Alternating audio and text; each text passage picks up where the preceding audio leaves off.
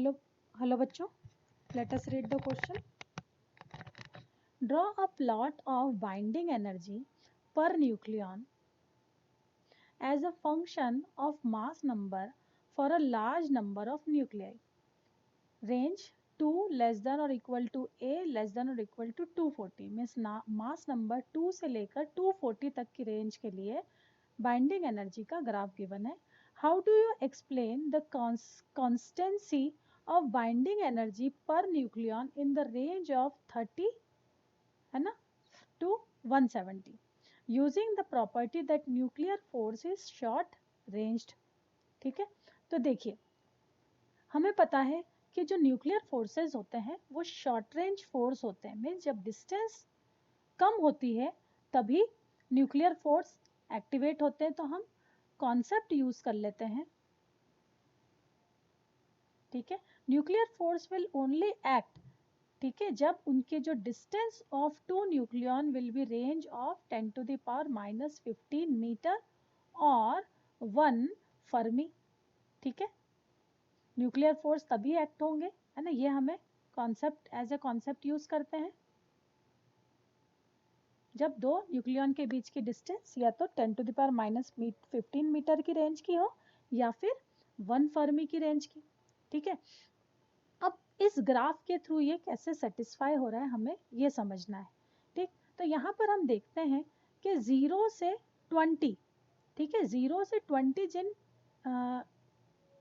Atoms के mass number है ना. एक्स एक्सिस पर मास नंबर शो है, वाई एक्सिस पर बाइंडिंग एनर्जी पर न्यूक्लियन.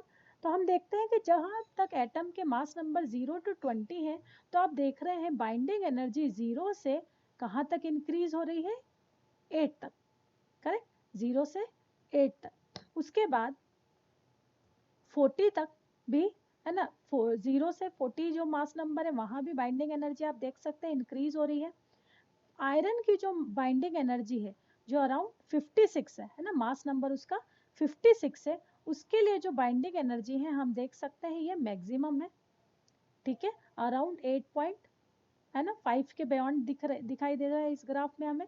अब वो सारी वैल्यूज है ना, अब हम देख रहे हैं कि मास नंबर 30 से 170 को अगर हम ऑब्जर्व करें so mass number 13 mean somewhere here है ना, मास नंबर 30 ये पॉइंट हुआ और मास नंबर 170 तो 170 हम यहाँ पर प्लॉट कर सकते हैं.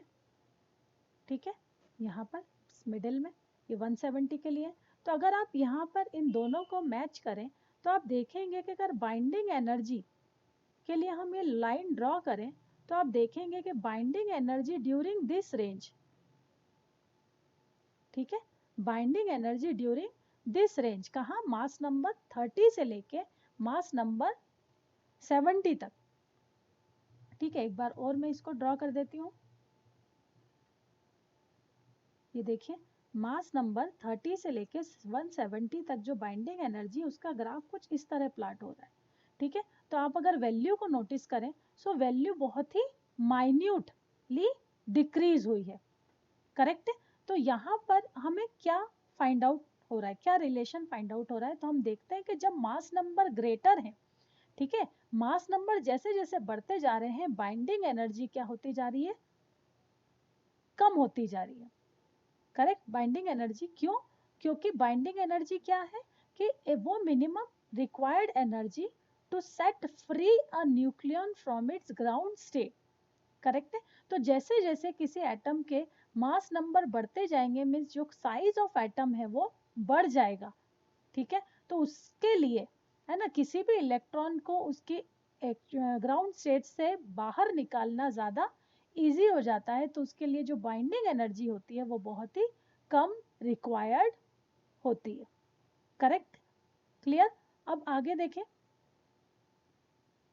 सो यहाँ से ये पता चलता है कि जो न्यूक्लियन है, जो हमारा न्यूक्लियर है वो शॉर्ट रेंज फोर्स है. शॉर्ट रेंज फोर्स फिर आप देखिए 0 से लेके 30 तक है ना, तो यहाँ हम कह सकते हैं for less mass number.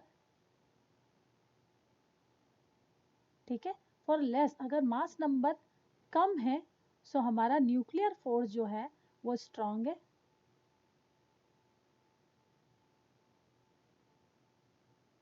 Strong है. So the binding energy.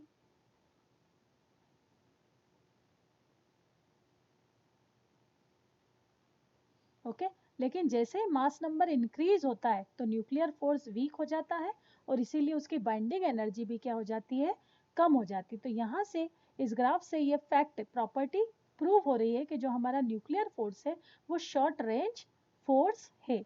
I hope this is clear to you. Thank you.